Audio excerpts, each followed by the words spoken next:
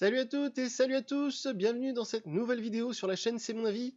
Alors aujourd'hui je vais vous parler d'un smartphone, une fois n'est pas coutume, et je vais vous parler du smartphone de chez Xiaomi.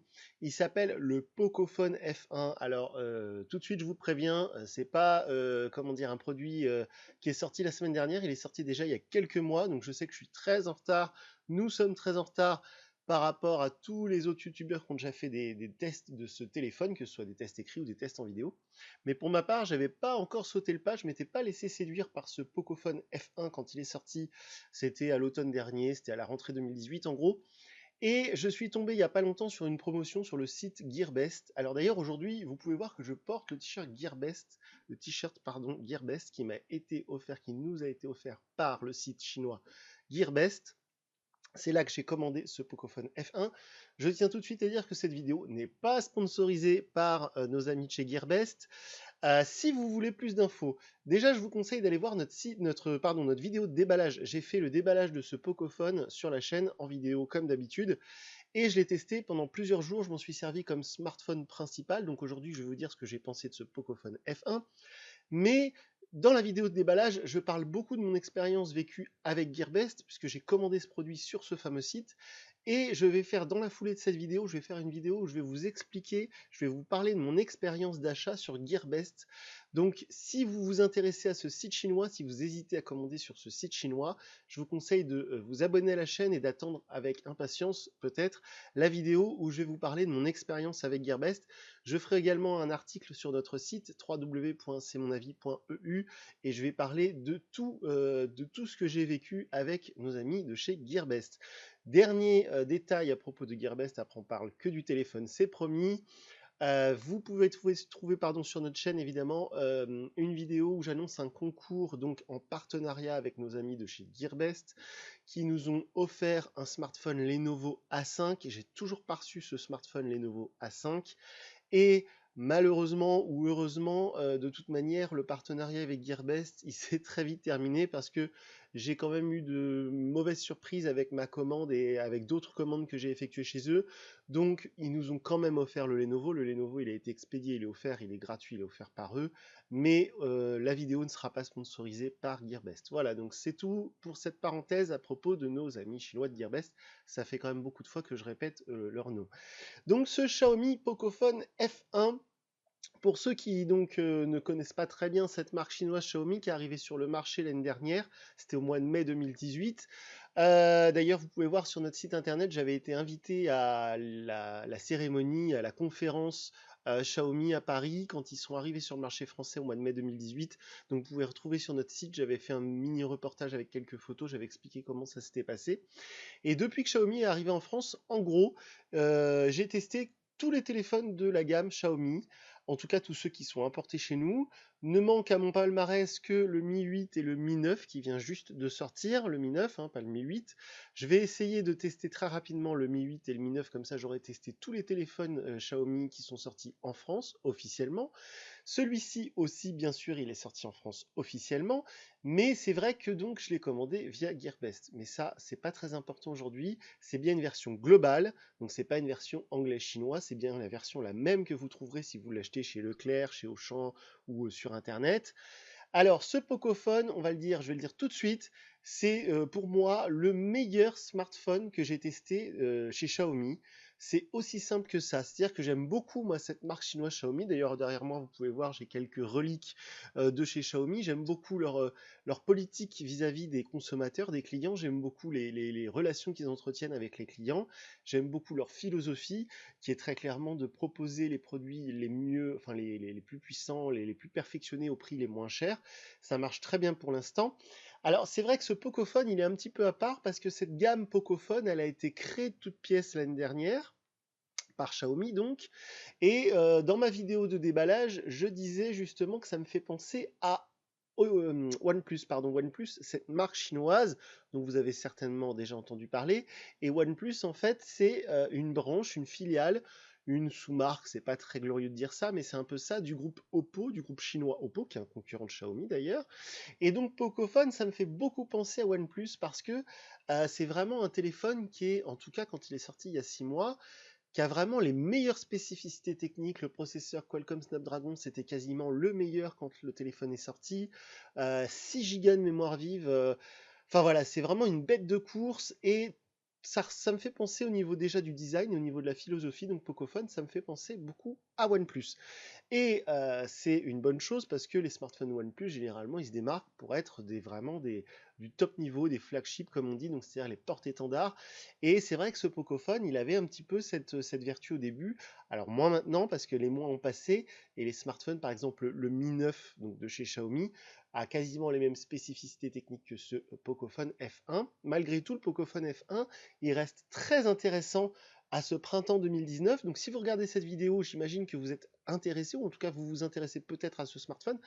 Moi je vous le dis tout de suite, n'hésitez pas, parce qu'il est proposé à 359 € un peu partout, c'est son prix officiel, et il y a une offre de remboursement de Xiaomi de 50 €, donc ça vous le fait tomber à 300 €, en gros 310 €. Et pour 300 € pour moi, il n'y a vraiment pas mieux sur le marché actuellement, c'est vraiment top top top. On va rentrer dans les détails après, mais pour parler en globalité, c'est une pure réussite. Je suis moi tombé amoureux de ce Pocophone F1.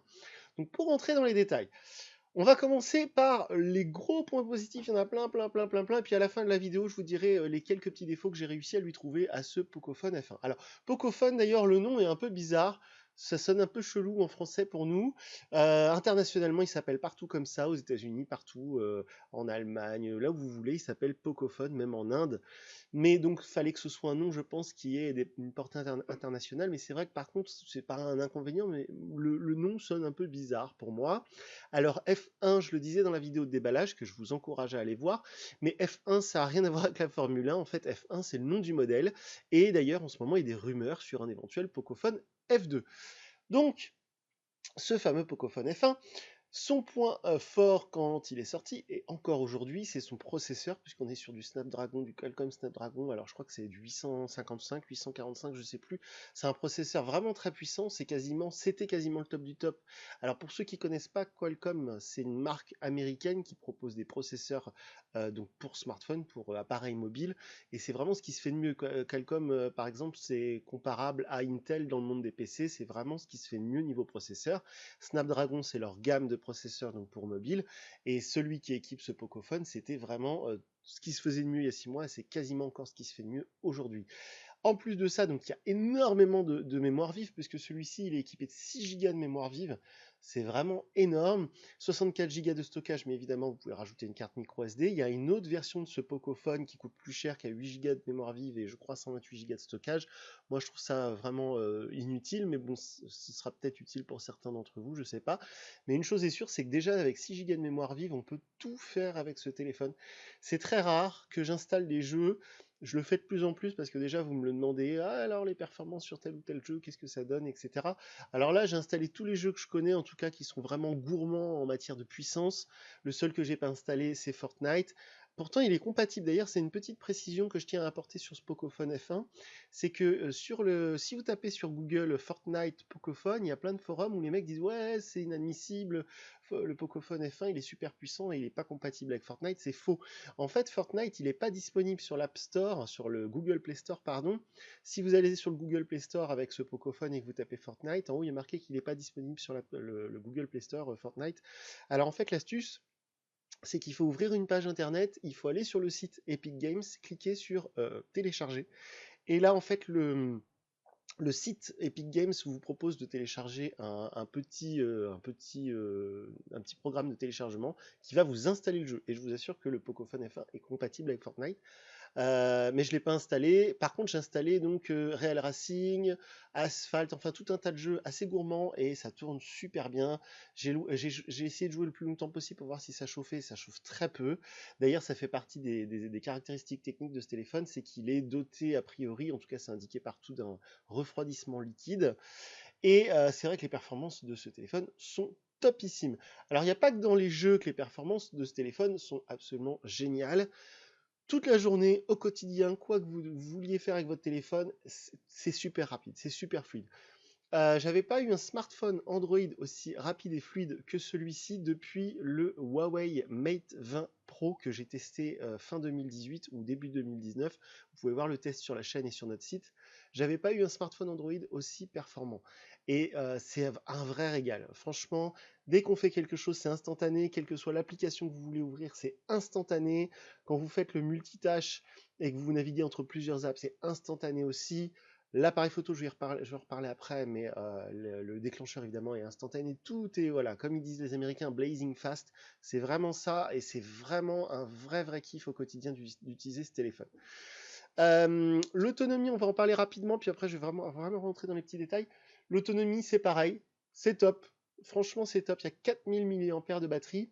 Alors, c'est peut-être pas le record au niveau autonomie, ce téléphone, parce que justement, il y a beaucoup de puissance, donc ça consomme de l'énergie.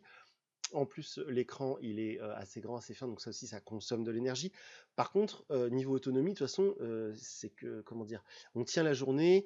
L'intérêt, l'usage final, c'est que ça nous serve à nous. Donc, effectivement, moi, pendant mon test, pendant toute ma semaine où j'ai utilisé ce téléphone, à aucun moment je me suis dit oh là là, il y a encore plus de batterie, il faut que je le recharge. Au contraire, là par exemple, vous voyez, donc il est un petit peu plus de midi. Je l'ai débranché de son chargeur, il était 8 h du matin et il me reste 90% de batterie. Voilà, donc après, même si on s'en sert beaucoup, ce qui a été mon cas pendant une semaine, je m'en suis beaucoup servi, j'ai pris beaucoup de photos, enfin j'ai été sur internet tout le temps, je reçois des mails sans arrêt, des textos sans arrêt, j'ai fait du jeu et franchement, il n'y a aucun moment où j'ai été obligé de le recharger au milieu de la journée. Donc il y a largement de quoi faire jusqu'à la fin de la journée. Et généralement même le soir, j'ai hésité à le mettre en charge parce qu'en arrivant à ma table de nuit, j'ai vu qu'il restait 20, 25, parfois 30%. Donc voilà, l'autonomie, c'est pareil, c'est comme les performances, c'est vraiment le point fort de ce téléphone. C'est vraiment génial. Alors ça a été conçu, je pense, beaucoup pour les jeux. Effectivement, les jeux consomment beaucoup d'énergie, donc c'est pour ça qu'ils ont une grosse batterie. Mais pour le coup, ça marche vraiment très bien. Je vais rentrer dans les petits détails. Donc les performances, j'en ai parlé. Alors le design, c'est vrai que moi j'aime beaucoup les smartphones avec des beaux matériaux. Aux alentours de 350 euros, il n'y a pas longtemps, j'ai testé le Nokia 8.1 qui vient juste de sortir. Et le Nokia 8.1, pour le coup, il est un petit peu moins puissant, mais par contre, il a des matières nobles, c'est ce qu'on appelle des matières nobles, c'est-à-dire du verre, du métal, de l'aluminium, des choses comme ça. Alors là, sur Pocophone, je le disais dans la vidéo de déballage, mais je le redis maintenant, c'est pas du tout la philosophie. Pourquoi? Parce qu'en fait, Pocophone, la gamme Pocophone, elle est conçue pour offrir de la puissance au moindre coût possible, au prix le plus réduit possible. Donc pour faire des économies, il faut aussi faire des concessions sur les matériaux. Donc tout est plastique, il n'y a pas de métal, il n'y a pas de verre, c'est tout plastique, mais c'est très bien fini, c'est très bien construit. C'est du Xiaomi, c'est-à-dire que Xiaomi c'est vraiment devenu un très grand constructeur. Et je suis toujours étonné de voir la qualité de fabrication. Il n'y a pas un micron de plastique qui dépasse, il n'y a rien qui...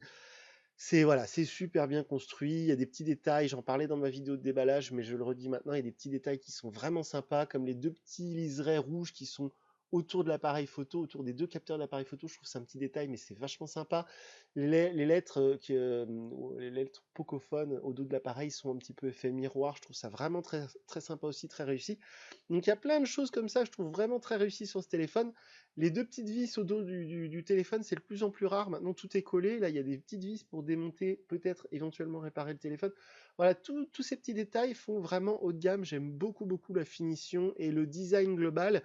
Alors, le design, c'est évidemment l'encoche, la fameuse encoche. On n'est pas sur du borderless comme on peut en trouver sur, par exemple, le tout dernier Huawei P30. On a presque plus de bordure. Il y a beaucoup de bordures comparé à son cousin, le Mi Mix 3, que j'ai testé il n'y a pas longtemps chez Xiaomi. Vous pouvez retrouver bien sûr le test sur la chaîne.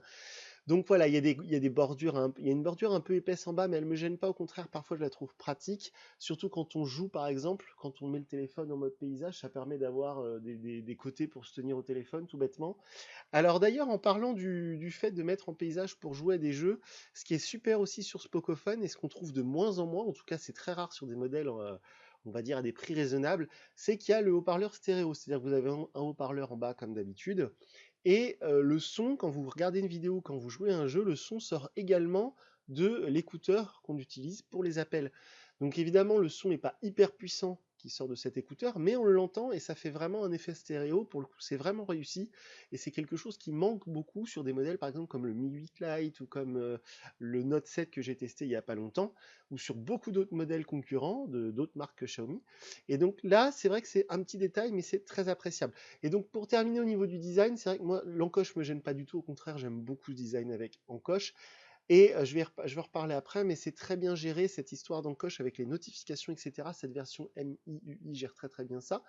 Et donc voilà, moi le design il me plaît beaucoup. C'est vrai que c'est pas à fond borderless, mais c'est pas ce qu'on demande sur cette gamme Pocophone. Si vraiment vous cherchez un smartphone borderless chez Xiaomi, c'est possible avec le Mi Mix 3 et avec d'autres téléphones concurrents. Même le Galaxy, pas le Galaxy, le Redmi Note 7, il a des bordures plus fines que ce Pocophone. Même le Mi 8 Lite, il a des bordures un petit peu plus fines. Mais enfin, voilà, je pense que c'est pas ce qu'on recherche si on part sur ce modèle Pocophone. Ce qu'on recherche éventuellement, et évidemment, c'est la performance.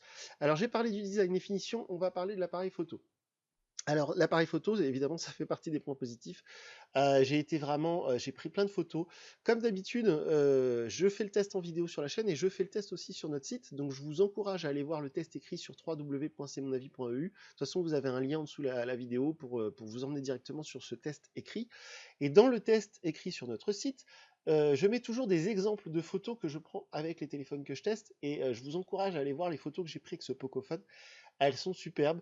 C'est un double capteur qui marche très très bien. Il y a un effet bokeh, un effet de profondeur qui est plutôt bien fichu. Ça marche très bien. Et même sans parler d'artifice comme l'effet bokeh, les photos normales, les photos comme on en prend 99% du temps, les photos sur l'instant avec le capteur donc principal, elles sont toutes très jolies, c'est très lumineux, les photos sont nettes, il y a des couleurs vives, etc. Donc pour moi, la partie photo sur ce Pocophone F1, elle est très réussie. De toute manière, dans l'époque à laquelle on vit maintenant, c'est très difficile de trouver un smartphone qui fait des photos toutes pourries, surtout dans ces tarifs-là, aux alentours de 300 euros.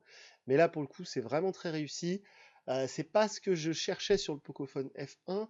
Je pense qu'il y a beaucoup de personnes qui ont acheté ce téléphone surtout pour les performances, pour le jeu. Mais en plus de ça, l'appareil photo est très réussi. Donc voilà, ça fait encore un point positif pour ce téléphone. Mais vraiment, le double capteur photo, c'est une pure réussite. Le capteur frontal aussi, le capteur selfie fait très très beau cliché également. Le seul truc que je reproche un petit peu sur ce Pocophone, mais sur beaucoup de smartphones chinois et de smartphones de chez Xiaomi en l'occurrence, c'est quand on passe en mode selfie, en fait, vous avez le mode beauté qui est activé par défaut. On peut le désactiver, mais il est activé par défaut. Je trouve ça un petit peu gênant. Alors le mode beauté, pour ceux qui ne connaissent pas, c'est conçu pour le marché asiatique, puisqu'en fait, ça vous fait des yeux plus grands, une peau plus blanche. Enfin, voilà, c'est pas très adapté chez nous. Ça enlève les défauts de la peau, les boutons, les trucs comme ça. Bon, pourquoi pas. Alors il est réglé sur 3 par défaut, on peut l'éteindre, mais c'est le seul truc que je reproche sur cette partie selfie, parce que sinon la caméra selfie en elle-même, elle est de très bonne qualité. J'ai fait vraiment, vous pouvez aller voir de très très belles photos avec ce capteur selfie. Donc voilà, sur la partie photo, c'est pareil, pour moi, c'est une réussite ce Pocophone F1. Alors ensuite, ah oui, la reconnaissance faciale. La reconnaissance faciale, c'est pareil, c'est vraiment un point positif, je vais y revenir dans une seconde, mais avant ça, le lecteur d'empreintes digitales, évidemment, vous le voyez, il est à l'arrière de l'appareil, il n'est pas caché sous l'écran. Ça va arriver, je pense, peut-être pour le prochain modèle, parce que le concurrent chinois chez Oppo, par exemple, il propose le lecteur d'empreintes caché sous l'écran, sur le Oppo RX17 Neo, par exemple, qui est dans ces tarifs-là, de 300 euros à peu près. Alors pour le coup, je vous conseille d'aller voir la vidéo sur le Oppo RX17 Neo que j'ai testé il y a peu de temps sur la chaîne.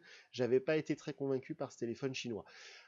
Revenons à ce Pocophone. Donc le capteur d'empreinte digitale, il marche très bien, il est très performant, il est très rapide, mais j'en ai pas eu beaucoup besoin parce que la reconnaissance faciale, elle marche diablement bien. C'est vraiment l'une des reconnaissances faciales, si ce n'est la reconnaissance faciale la plus performante que j'ai eue sur un smartphone, toutes marques confondues.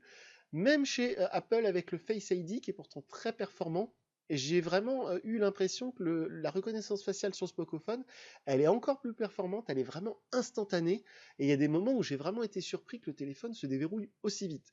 Alors contrairement à son petit frère le Redmi Note 7, ou contrairement à des concurrents comme, il n'y a pas longtemps j'ai testé le Asus Zenfone Max M2, qui propose la reconnaissance faciale pour seulement 199 €, mais sur le Redmi Note 7 et sur le Asus Zenfone Max M2, la reconnaissance faciale, elle est vraiment pas sécurisée du tout, parce que ça n'utilise que le capteur photo selfie, et en plus de ça, elle n'est pas très performante. Là, ça utilise le capteur photo, mais ça utilise aussi un capteur infrarouge. Alors, ce qui est assez amusant, c'est qu'il vous suffit, si vous avez un autre téléphone pas loin de vous, vous verrouillez votre Pocophone, vous le déverrouillez, et quand vous filmez avec un téléphone, vous pourrez voir, d'ailleurs vous pourrez peut-être le voir là sur la vidéo, en fait ça clignote en rouge au niveau de l'encoche, il y a un petit capteur qui envoie des signaux infrarouges, donc des signaux de lumière rouge, et en fait, ça marche super bien. C'est-à-dire que c'est plus efficace que la simple utilisation de la caméra selfie. Et je crois, j'espère, que c'est plus sécurisé. En tout cas, une chose est sûre, c'est que ça marche vraiment, vraiment bien. Et donc, du coup, le lecteur d'empreintes digitales à l'arrière, lui aussi, il marche très bien, mais j'en ai quasiment pas eu besoin pendant toute ma semaine d'essai. Parce que 9 fois sur 10, le téléphone s'était déverrouillé rien qu'en le regardant. Et malgré que j'ai des lunettes, que j'enlève mes lunettes, que je sois rasé, pas rasé, coiffé, pas coiffé, ça marche super bien. Le seul truc que j'ai pas essayé, c'est avec une casquette éventuellement. Donc ça, c'est pareil, c'est un point positif sur ce Pocophone. Il y en a plein des points positifs. Je vais continuer, on est bientôt fini, je vous rassure. Donc, ah oui, au niveau logiciel, tout à l'heure j'en parlais, je faisais une petite parenthèse là-dessus en parlant du design et de l'encoche. Donc le logiciel sur ce Xiaomi Pocophone F1, évidemment, c'est MIUI 10. MIUI 10, en fait, c'est l'interface qui équipe tous les smartphones Xiaomi aujourd'hui, en tout cas les récents évidemment, le Redmi Note 7, le Mi 8 Lite, le Mi 8 tout court, le Mi 9, le Mi Mix 3, même le Redmi 6A, le Redmi Note 5, qui sont tous sous MIUI 10, donc MIUI 10, c'est une interface développée par Xiaomi qui utilise Android 9. Mais pour ce Pocophone F1, elle est un tout petit peu modifiée, c'est une version spéciale Poco, et je la trouve encore plus aboutie que sur les autres smartphones de la marque Xiaomi. Les menus, je vais essayer de vous montrer, les menus sont un tout petit peu modifiés. Les petites icônes sont toutes bleues, alors que sur les autres smartphones de la marque Xiaomi, ils sont de différentes couleurs. C'est des petits détails, mais je trouve ça vraiment sympa d'avoir adapté le système à ce Pocophone. Et en plus de ça, c'est le Poco Launcher, c'est-à-dire que si vous avez un smartphone Xiaomi, vous avez le launcher, c'est-à-dire le lanceur d'application, c'est-à-dire la page d'accueil qui est par défaut sur MIUI, qui n'a pas de nom d'ailleurs, ce launcher. Mais si vous avez un Pocophone, par défaut, vous avez le Poco Launcher. Et le Poco Launcher, vous pouvez le télécharger sur le Google Play Store, quel que soit votre smartphone Android actuel. Le Poco Launcher, il est gratuit, il est compatible avec tous les systèmes Android à partir de Oreo, je crois. En tout cas, ce launcher, ce lanceur d'application, donc c'est-à-dire que c'est cette page d'accueil, là, cette présentation de vos applications, le Poco Launcher, il est topissime, moi j'adore, j'en parle dans beaucoup de mes vidéos. Parfois même, il m'est arrivé d'installer ce Poco Launcher sur des smartphones concurrents de chez Honor ou de chez Huawei. Alors là, si les gars de chez Honor ou de chez Huawei savaient ça, ils seraient fous. Mais c'est vrai que j'adore ce lanceur d'application qui est très beau, qui est design très réussi, qui est très fluide. Donc voilà, c'est encore un tout petit détail, mais qui se rajoute à tous les autres détails vraiment cool sur ce Pocophone F1. Aussi, en parlant de la partie logicielle, il n'y a pas longtemps, j'ai testé le Huawei Y6. Alors, ça n'a rien à voir avec ce Pocophone, parce que le Y6, c'est un téléphone qui coûte 150 €. Mais j'ai testé aussi pas mal de smartphones Honor, le Honor 8X très récemment, le Huawei Mate 20 Pro, etc., etc. Et je parle de Huawei Honor, donc qui est le gros concurrent de Xiaomi. Pourquoi? Parce que chez Huawei Honor, ils ont la mauvaise habitude de nous mettre plein d'applications qui font un peu de doublon. Même si aujourd'hui, vous achetez un Huawei P30 ou un Huawei P30 Pro, vous allez vous taper tout un tas d'applications Huawei qu'on ne peut pas désinstaller et qui font vraiment doublon avec les applications officielles Google Android. Donc, parce qu'évidemment, tous les smartphones de chez Huawei Honor sont basés sur Android pour ceux qui ne le savaient pas. Mais c'est vrai que sur ce MIUI 10, alors c'est pas spécifique à ce Pocophone, mais c'est quelque chose dont je voulais parler parce que c'est vraiment agréable. On peut quasiment désinstaller toutes les applications installées par Xiaomi de base dans ce MIUI version Poco. C'est-à-dire que vous avez l'application par exemple Forum Xiaomi, vous pouvez l'enlever. Vous avez l'application Communauté Xiaomi, vous pouvez l'enlever. Voilà, il y a quelques applications comme ça officielles Xiaomi qu'on peut désinstaller. C'est voilà, c'est un truc de geek, mais moi ça me fait beaucoup de bien de désinstaller ce genre d'applications qui ne me servent à rien. Donc ça faisait partie des petites choses que j'ai appréciées pendant toute ma semaine et c'était une bonne surprise et je me suis dit ah c'est cool, on peut désinstaller cette application et la remplacer par une autre, c'est vraiment une bonne chose, c'est un petit détail mais c'est encore un petit détail vraiment cool. Au niveau des points positifs, on est obligé de parler du tarif. Parce que comme je disais en introduction, ce Pocophone F1, il était proposé à 359 € quand il est sorti, c'est toujours son prix officiel, mais il y a une offre de remboursement en ce moment par Xiaomi France, donc si vous l'achetez sur, je sais pas moi, Darty, Fnac, Boulanger, peu importe, vous pouvez vous faire rembourser 50 € par Xiaomi. Alors c'est un remboursement différé, etc. Peu importe, ça vous le fait tomber à 309 €. Et si vous faites comme moi et que vous prenez le risque d'aller l'acheter sur un site asiatique, AliExpress, Gearbest par exemple, et ben à peu près partout vous pouvez le trouver en ce moment à 300 $, ce qui fait à peu près 280 €. Et moi j'avais réussi à le toucher en promotion donc sur Gearbest et ça le faisait tomber à 250 € parce qu'il était à 280 $. Donc pour le coup c'est vraiment cadeau. C'est un tarif incroyable. Il y a 2-3 ans, il aurait été pour moi inimaginable d'avoir un smartphone aussi performant pour un prix aussi bas. C'est vraiment une belle performance de la part des Chinois de Xiaomi, donc bravo. Et ça fait partie pour moi des choses vraiment très très très très positives à propos de ce téléphone. C'est-à-dire que s'il coûtait 500 balles, ça m'aurait pas choqué parce qu'il est tellement, il y a tellement de qualité que ça m'aurait paru un peu cher mais normal. Et là, à 300 €, bah, ça devient pour moi un argument pour ce Pocophone F1. Je vous promets que la vidéo n'est pas sponsorisée par Xiaomi. Au contraire, Xiaomi, je les ai déglingués dans la vidéo du Mi X3. Je me suis fait insulter de tous les noms par tous les fans Xiaomi. Pour le coup, pour moi, c'est vraiment indéniable. Je veux dire, le Pocophone F1 est pour moi un bien meilleur téléphone que le Mi X3, par exemple. J'ai pas testé le Mi 9, j'ai hâte de le tester. Mais de tous les smartphones Xiaomi que j'ai testés dernièrement et de tous les téléphones Android que j'ai testés récemment, ce Pocophone, il est vraiment cool. Mais je vous promets que la vidéo n'est pas sponsorisée par Xiaomi. Dernière petite chose pour les points positifs, après on passe aux points négatifs. L'autonomie, j'en ai déjà parlé. La charge rapide, ça fait partie de l'autonomie, mais c'est vraiment cool. Ça fait partie des choses que Qualcomm apporte, c'est-à-dire que c'est Qualcomm, le fournisseur du processeur, qui apporte ce genre de petites spécificités techniques. Donc la charge rapide, c'est la Qualcomm Quick Charge 3.0, je crois elle s'appelle. Donc ce qui fait qu'en gros, c'est 1% par minute. Donc j'ai testé avec le chargeur qui est fourni dans la boîte. Vous le branchez 30 minutes, vous avez 30%, à peu près. Donc c'est pareil, ça peut sauver la vie, même si l'autonomie est tellement bonne qu'il faut vraiment être en galère pendant 2 jours de suite pour tomber en panne de batterie sur ce Pocophone. Ou alors faut jouer aux jeux vidéo toute la journée, quoi. L'écran, j'en parle vite fait, mais c'est vrai qu'on a l'habitude maintenant sur quasiment tous les téléphones du marché, au-dessus de 150 €, pardon, en gros, on a de superbes écrans lumineux, fins, etc. Je vais en parler dans les petits inconvénients, il y a un truc qui m'a chiffonné à propos de cet écran, mais en gros, l'écran, il est superbe. Quand on joue, les couleurs sont top, le temps de réaction est bon, il n'y a pas de latence, il n'y a pas de traînée sur l'écran, les couleurs sont top. Moi, j'aime beaucoup cet écran avec encoche. Il y a un traitement Gorilla Glass sur l'écran, donc il n'y a pas besoin de mettre de protection verre trempé ou que sais-je encore. Il est traité contre les rayures. Et du coup, en plus, ce traitement chimique Gorilla Glass fait que l'écran est très doux à manipuler. Donc c'est pareil, ça fait partie des choses que j'ai appréciées sur ce Pocophone. Mais voilà, l'écran pour moi, c'est vraiment un point positif sur ce Pocophone F1. Donc là, on a fini pour les points positifs, les trucs, mais vraiment, je pourrais en parler des heures parce que j'ai vraiment kiffé ce Pocophone. J'ai quand même trouvé quelques petits défauts, donc je vais vous en parler rapidement. Le gros défaut, le truc qui est vraiment gênant par contre à ce prix-là, c'est qu'il n'y a pas de NFC.